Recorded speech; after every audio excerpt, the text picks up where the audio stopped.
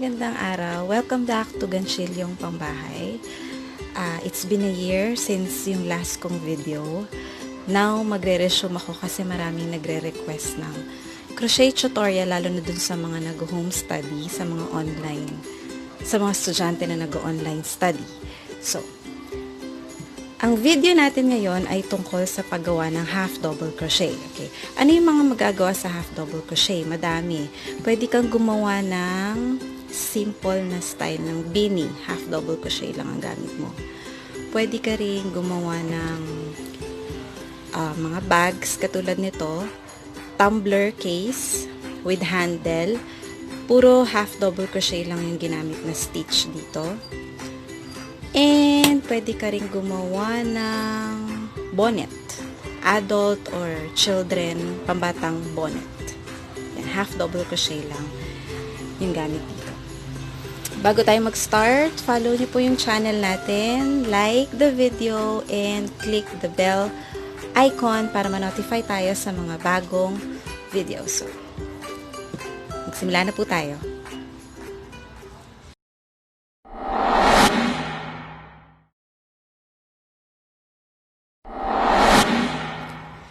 Sa tutorial na to, gagawa tayo ng 5 rows ng half double crochet. Okay. So, magsa-start tayo sa foundation chain. Para dun sa mga hindi pa nakakaalam kung paano gumawa ng foundation chain, ng slip knot, puntahan nyo muna po yung mga nauna kong videos. Tinuro ko dun kung paano gumawa ng foundation chain tsaka slip knot.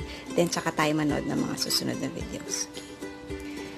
So, kunin nyo po yung hook nyo, any hook na komportable kayong gamitin, any size, at yarn, kahit anong yarn. Para sa tutorial na to, ang gamit ko ay acrylic yarn. So, mag-start po tayo pag gumawa ng slip knot.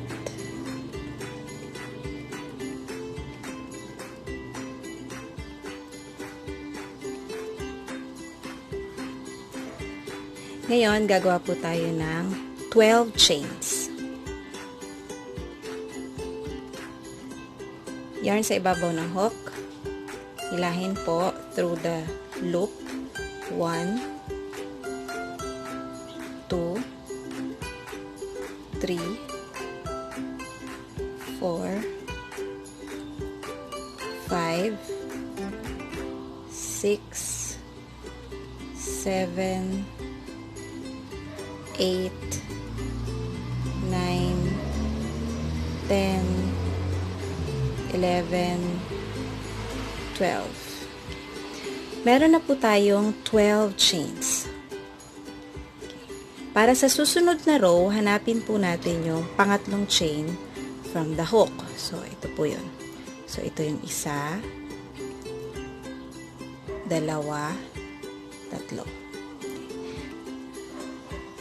So, kuha po tayo ng yarn. Meron na tayong isa, dalawang loops sa hook, tsaka po natin ipasok dun sa pangatlong chain. Kunin po natin yung yarn,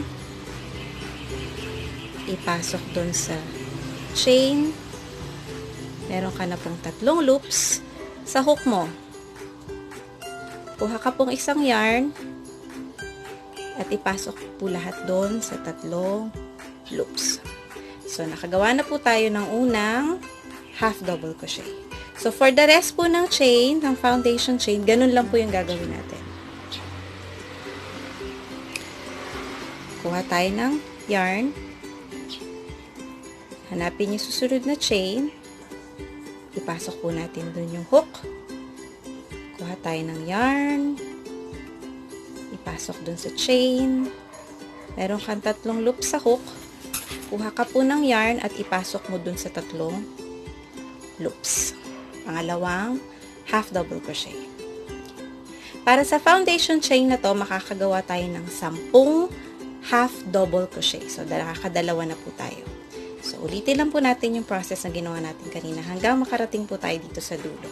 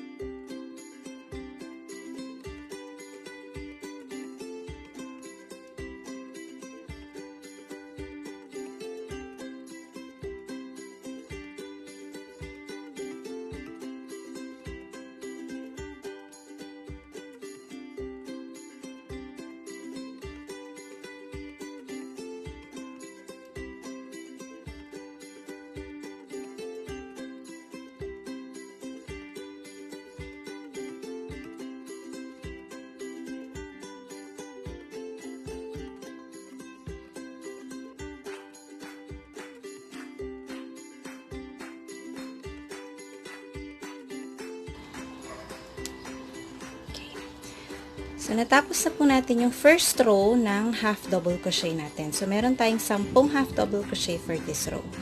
Gagawa pa po tayo ng 4 na rows para ma-achieve natin tong sample natin. So, in each row, 10 half double crochet yon. So, paano natin gagawin yung pangalawang row? Turn po natin yung work natin. Gawa po tayong 2 chains. 1, 2. Okay. So, uulitin lang po natin yung ginawa natin dun sa last row. Kukuha tayo ng yarn. Papasok po natin dun sa unang-unang half double crochet from previous row yung hook natin. So, ito po yun. Hawakan po natin itong dalawang loops para hindi wala or matanggal. Then, hilahin natin yung yarn dun sa half double crochet na top. Meron ka ng 3 loops.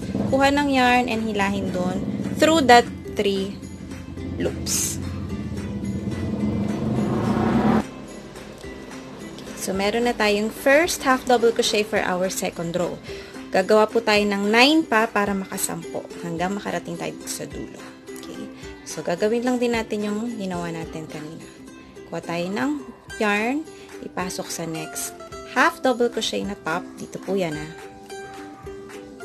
Then, kuha ng yarn. Meron ka ng 3 loops, ipasok mo po yun. Kuha kang yarn and ipasok mo po yun. So, yung top po, kung nalilito kayo dun sa top, katulad nung sa single crochet na ginawa lang din natin sa last video, ipapasok nyo lang po siya doon sa top nung previous half double crochet stitch. Paano mo malalaman kung nasan yun? Ayan po, 2. Parang may poste po dyan, poste. Tapos yung top niya, ito, yung 2 po. 2 yarn na magkasama. Kasi minsan pinapasok nila sa isa lang. So, nakakalito po talaga pag umpisa. Pero yan po yun. Yan, parang braids po. Mapapansin nyo, para siyang braids. Okay, so, continue na po tayo. Kuha ng yarn. Pasok sa next stitch. Kuha ulit ng yarn. Meron ka ng 3 loops. Ipasok. Kuha ka po ng yarn, then ipasok mo dun sa 3 loops. Okay. So, ganun lang po yung gagawin natin hanggang makarating tayo sa last stitch.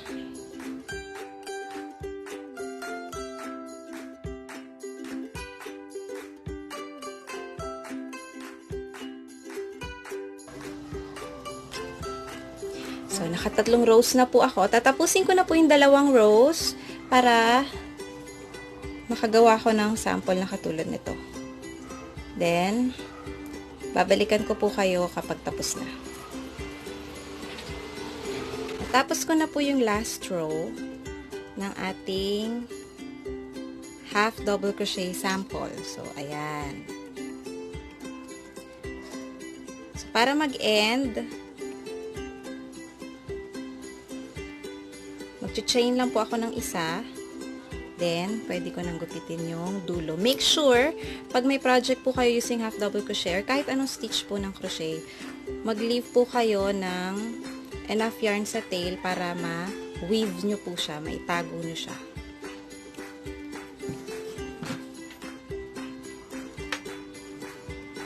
Yan. So, meron na akong 2 sample ng half double crochet.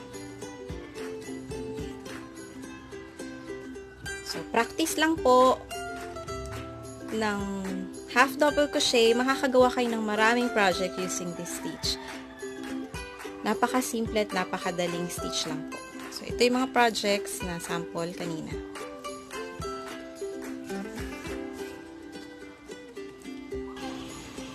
Kung meron po kayong mga tanong, comment nyo lang po sa video na to para po masagot ko. So, that's it for today. See you again on our next video. Tungkol naman sa paggawa ng double crochet. Thank you!